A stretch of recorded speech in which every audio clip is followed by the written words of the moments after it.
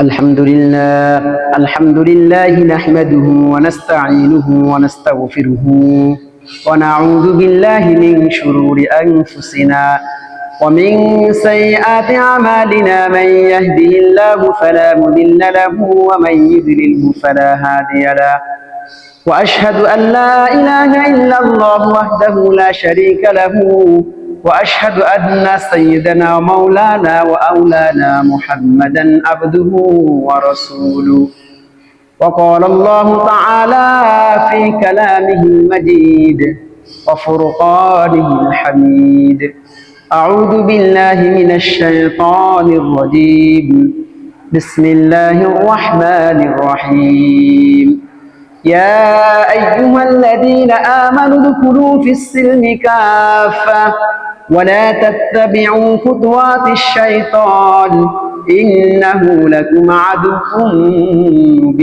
مبين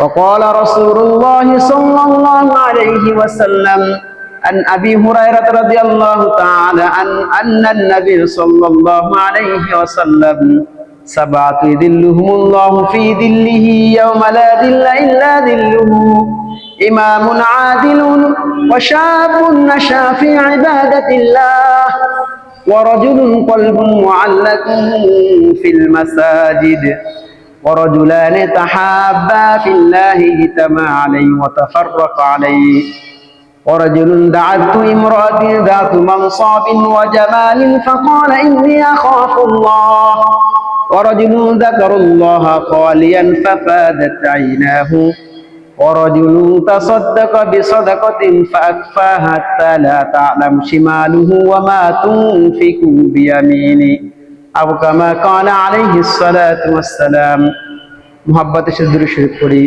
اللهم صل على محمد وعلى آل محمد كما صليت على إبراهيم وعلى آل إبراهيم إنك حميد مجيد اللهم بارك على محمد وعلى آل محمد كما باركت على إبراهيم وعلى آل إبراهيم إنك حميد مجيد আল্লাহ পাকের দরবারে লাখ কোটি শুকরিয়া যে মহান রব্বুল আলামিন আমাদেরকে গত জুম্মা থেকে এই জুম্মা পর্যন্ত অনেক হায়াত দান করেছেন এবং আমাদের আল্লাহর ঘর মসজিদে আসার বসার তৌফিক দান করেছেন।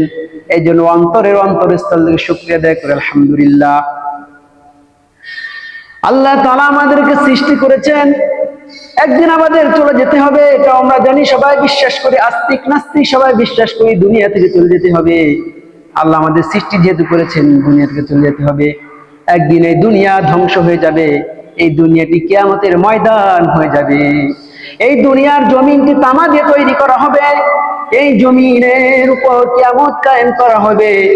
সূর্য যখন আমাদের অর্ধ হাত নিচে চলে আসবে, কারো ঘাম পা পর্যন্ত হবে, কারো ঘাম হাঁটু পর্যন্ত হবে, কারো ঘাম বুক পর্যন্ত হবে, কেউ হাবুডুবু খাইবে। কিন্তু 7 শ্রেণীর ব্যক্তিকে আল্লাহ তাআলা কিয়ামতের ময়দানে, হাসরের ময়দানে ছায়া দান করবেন। সাবআতি যিল্লুহুমুল্লাহু ফি যিল্লিহি ইয়াওমা লা যিল্লা ইল্লা যিল্লুহু। 7 শ্রেণীর ব্যক্তি ছায়া দান করবেন। 1 নম্বর হলো ইমামুন আদিলুন, ন্যায়পরায়ণ বাদশা।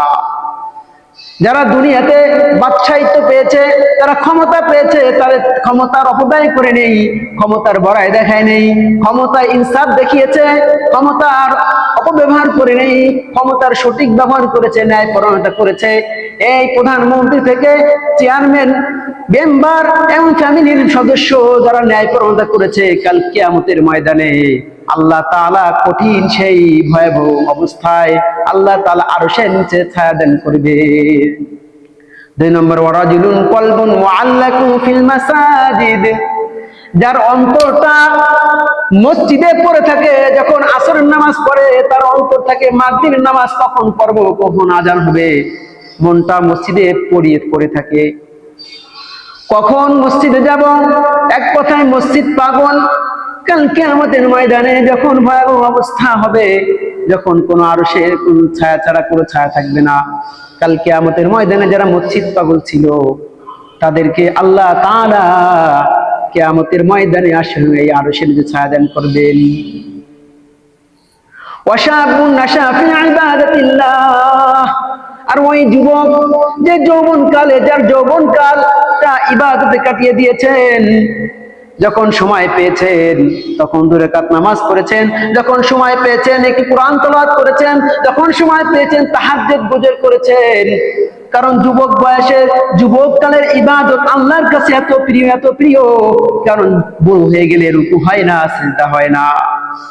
যুবক বয়সে এত ব্যস্ততার মধ্যে দিয়ে যখন আল্লাহ তাআলা ইবাদতে কাটিয়ে দেবে কোন যুবক, তখন আল্লাহ তাআলা কাল কিয়ামতের ময়দানে যখন আরশের ছায়া ব্যতীত আর কোনো ছায়া থাকবে না, সেই দিন আল্লাহ তাআলা তাকে আরশের নিচে ছায়া দান করবেন। সুবহানাল্লাহ। এবং ওই যুবক ওয়ারাজুলুন দাআতহু ইমরাআতি যাত মানসাবিন ওয়া জামালিন ফাকালা ইন্নী আখাফুল্লাহ। সুন্দরী, রূপসী, ভালো বংশীয় নারী যখন কুকাজের জন্য কোন পুরুষকে আহ্বান করে, আসো তোমার সাথে কুকাজ করি, আর সেই পুরুষ বলে ইন্নী আখাফুল্লাহ, আমি আল্লাহকে ভয় করি, যে যুবক এই কুকর্ম থেকে বিরত থাকবে, কাল কিয়ামতের ময়দানে আল্লাহ তাআলা তাকে আরশের নিচে ছায়া দান করবেন। সুবহানাল্লাহ। আরেক নম্বর হলো ওয়ারাজুলু যাকারুল্লাহ খালিয়ান ফাসাদাত আইনাহু,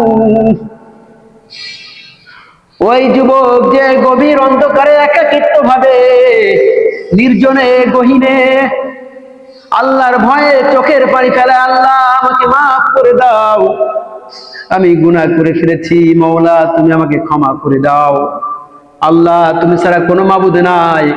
আর আল্লাহর ভয়ে তার চোখে থেকে কোনা থেকে পানি, মাছির ডানার মতো পানি বের হয়ে পড়ে, আল্লাহ তাআলা তাকে মাফ করে দিবেন। এবং কাল কিয়ামতের ময়দানে, হাসরের ময়দানে যখন সূর্য অর্ধহাত নিচে চলে আসবে, তখন সে আরশের নিচে আল্লাহ তাআলা তাকে ছায়া দান করবেন। সুবহানাল্লাহ। 6 নম্বর হলো ওয়ারাজুলুন তাসাদদাকা বিসাদাকাতিন ফাআকফা হাত্তা লা তা'লামা শিমালুহু ওয়া মা তুনফিকু বিয়ামিনি, যখন কেউ সদকা করে, দান করে, ডান হাতে দান করলে বাম হাতে জানে না, মানে মানুষ দেখানোর জন্য না, আল্লাহর জন্য দান করে, তখন আল্লাহ তাআলা কাল কিয়ামতের ময়দানে যখন ভয়াবহ অবস্থা হবে, যখন আরশের ছায়া ব্যতীত আর কোনো ছায়া থাকবে না, আল্লাহ